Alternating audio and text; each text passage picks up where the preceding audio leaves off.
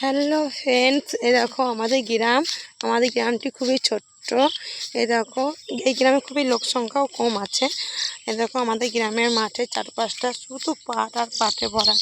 এদিকে পাট বেশি চাষ হয় কারণ কারণ আমাদের এখানে কাছে গঙ্গা, তার জন্য পাট এদিকে গঙ্গার সাইডে জায়গা বলে পাট এদিকে বেশি হয়।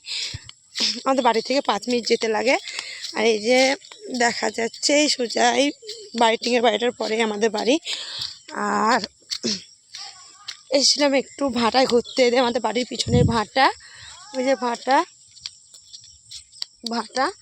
ভাটায় ঘুরতে এসেছিলাম একটু। আমরা ঘুরে আসি, ভালো লাগছে না একটু। আমার একটা যা এসেছিল ছাগল নিয়ে, ভাবলাম যাই ওর সঙ্গে একটু ঘুরে আসি। এরকম হাঁটতে হাঁটতে যাচ্ছি, তাই ভাবলাম তোমাদেরকে একটু ভিডিওটা শেয়ার করি। কেমন লাগছে কমেন্টে জানিও। আর একদিন দেখাবো, আমাদের বাড়ি থেকে 5 মিনিট লাগে গঙ্গাধার যেতে, গঙ্গাটা তোমাদের দেখাবো কেমন।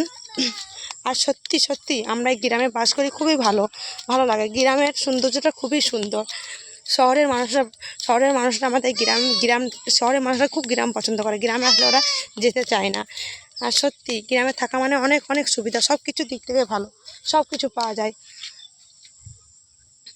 এই যে পাটের জমি, আমি একটু আগে ছাগল চড়াচ্ছিলাম, এখন আর চড়াচ্ছি না, কারণ ছাগল নিয়ে এই দেখো আকাশটা কেমন লাগছে, দেখেছো খুব সৌন্দর্য লাগছে।